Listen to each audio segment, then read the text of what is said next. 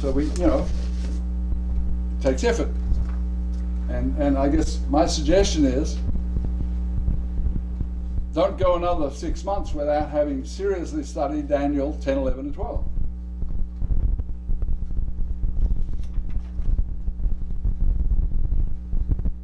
Okay, our next question is,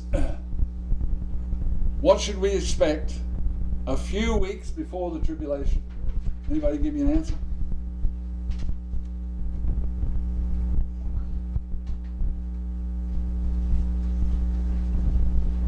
It's a lot to digest, which is why I gave you the handout.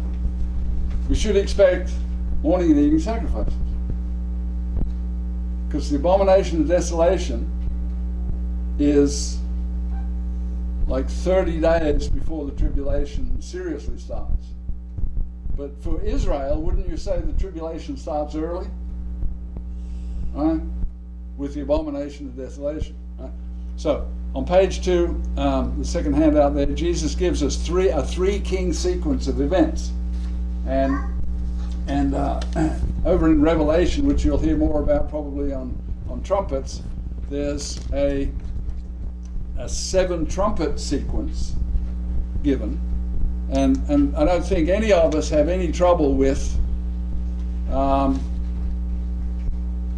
least I've never heard anybody question that maybe trumpet 4 comes before trumpet 1.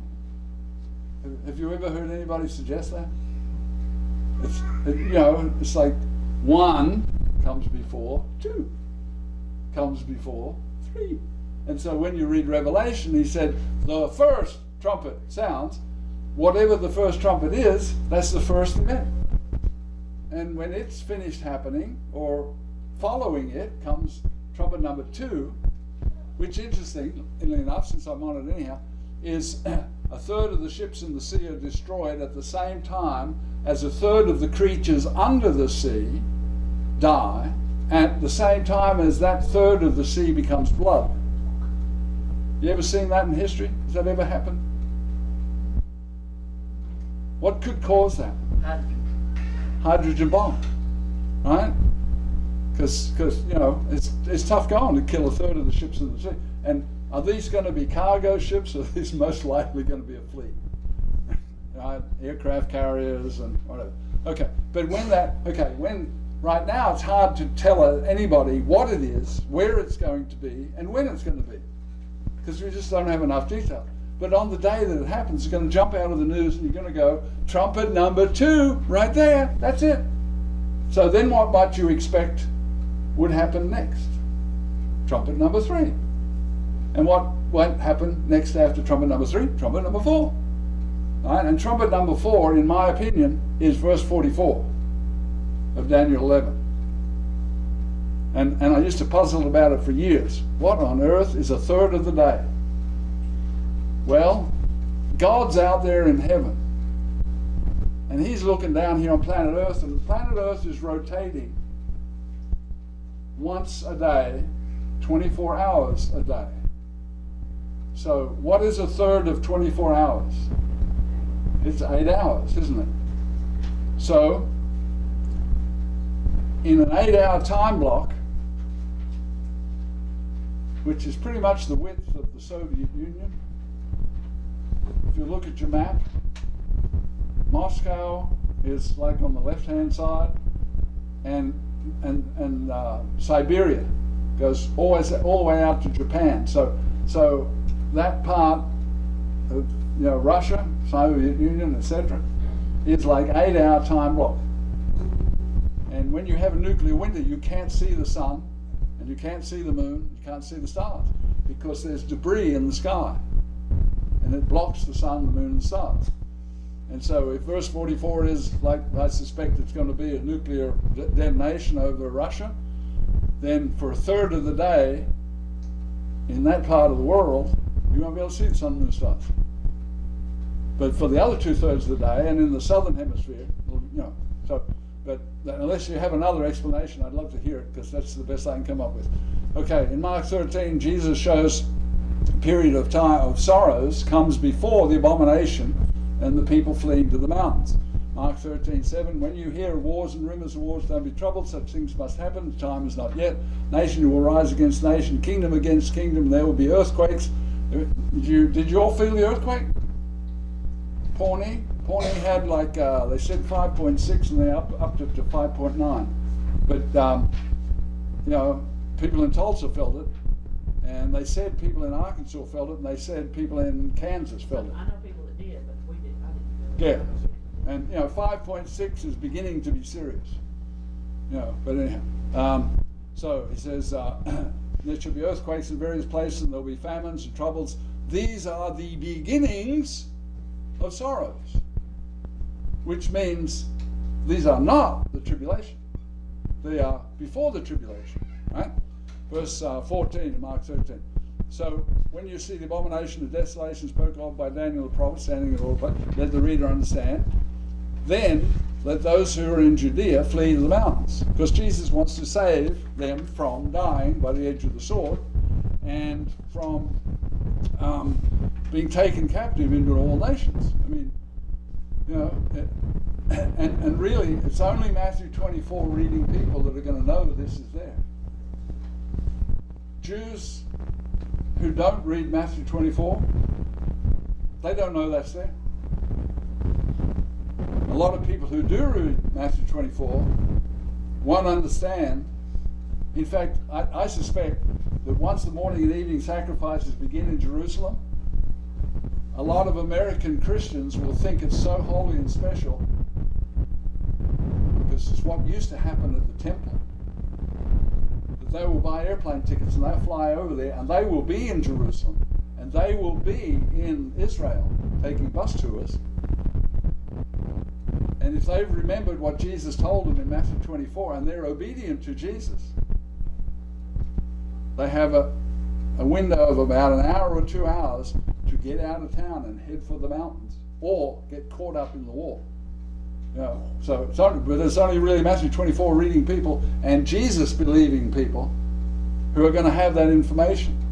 And for my money, if somebody drags me over to Jerusalem while the morning and evening sacrifices are happening, I am going to get me a tent and a sleeping bag and some canned food or something, and that weird guy hiking up the mountain there, that's going to be me long before the abomination shows up, because I'm not going to wait for the last day. I'm going to be gone. Okay, in section F, we have Daniel 11:19. The king of the north, number 1, he shall turn his face towards the fortress of his own land. What does that mean? It's not real clear, but you know, but he shall stumble and fall and not be found. He comes to an end. He's a king of the north who no longer is a powerful king of the north.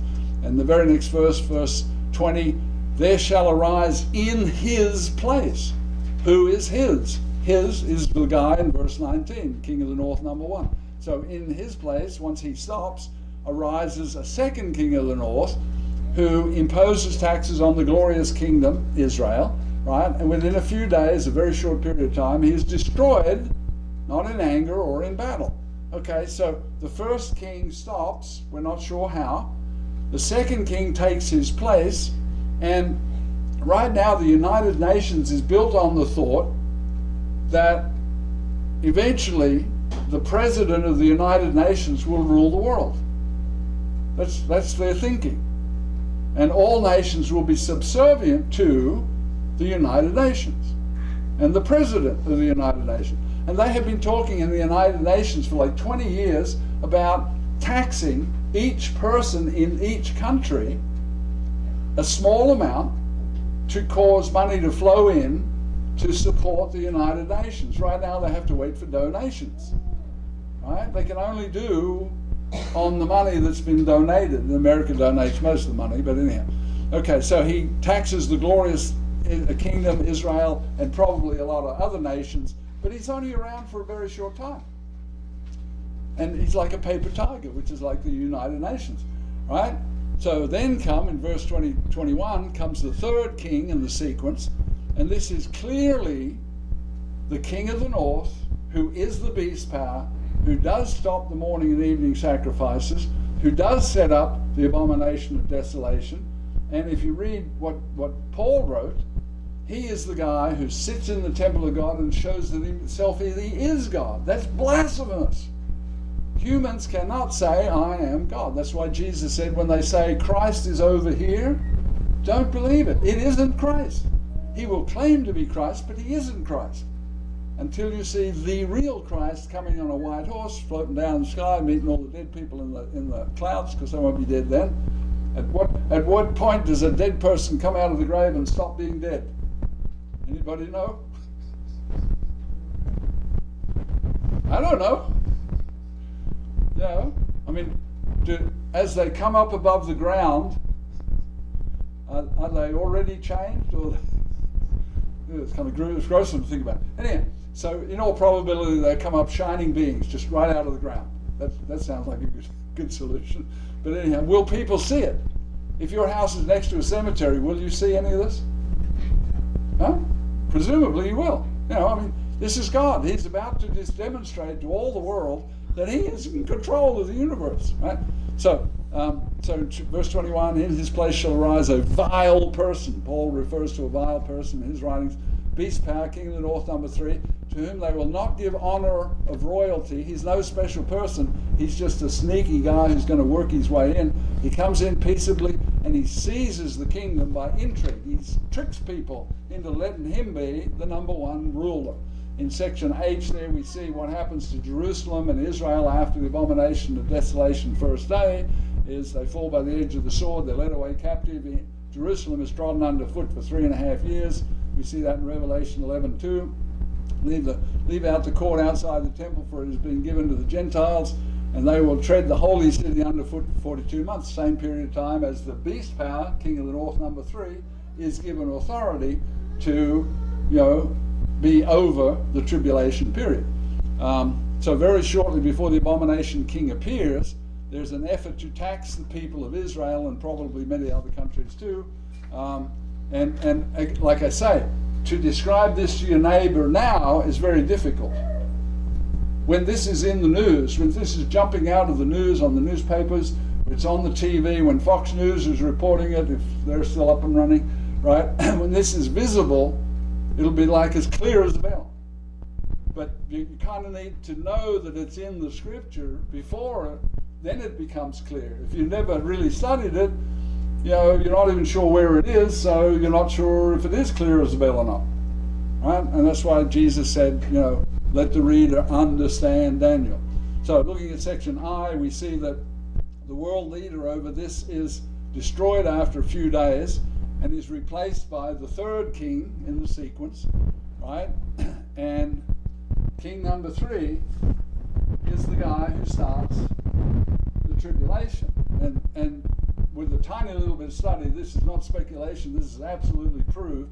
In Daniel, you read Daniel 11:21, 22, 23, 24, 25, 26, 27, 28, 29, 30, you get to verse 31, and boom, he's the guy who stops the morning and evening sacrifices. He is the vile abomination, beast power king, dude, Now, over in Revelation, and God has created a mystery, a puzzle.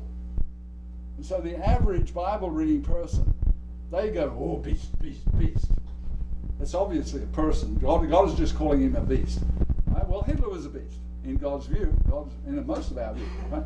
Okay, so you take beast out of Revelation and you put it over with king of the north, number 3, man of perdition, vile person, and you find out that there is one supreme leader who's helped by the false prophet calling out fire from heaven. They make an image to that beast person, and then the beast has spiritual power of some sort, demonic spiritual power, that it can speak.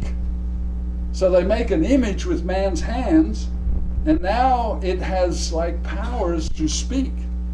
And if you don't worship it, I'd like to answer questions, I just don't have time. I'm running late here. We can talk afterwards, ask questions afterwards. So the 2nd king of the north is replaced by the 3rd king of the north, who begins the abomination, desolation, tribulation period. So the 2 kings of the north oversee many events during the time of sorrows. How many of you think we might be in the time of sorrows right now? Just me? Okay. Oh. Okay. Me and a couple of maybes. Yeah. Right? And you know, I'm, in my own view, my own opinion, verse 40 is absolutely history. 9/11 is not tomorrow? Yeah, tomorrow? 9/11 is tomorrow. Right? We were attacked. Everybody knows that.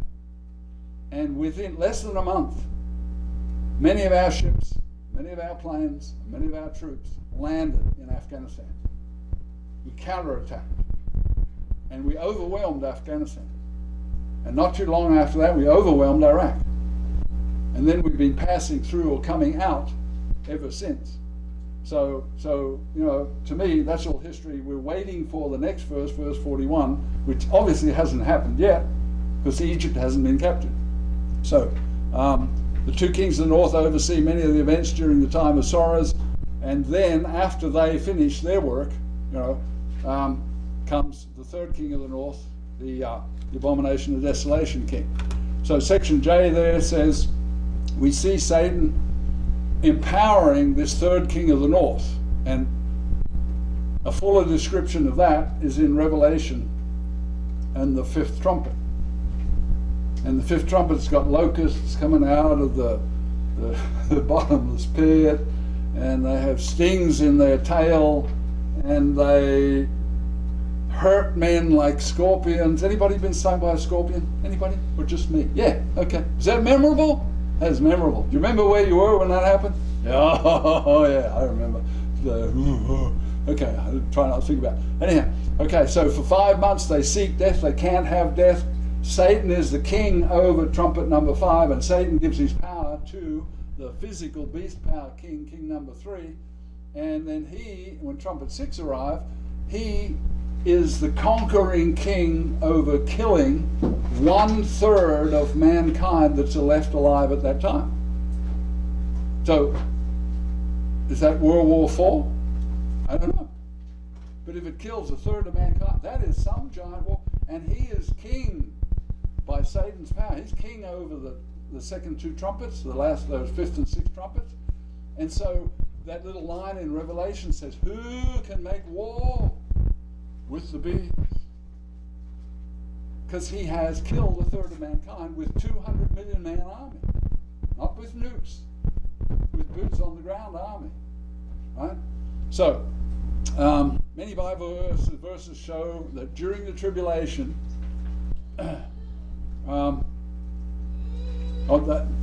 lots and lots of events show the tribulation period. Right?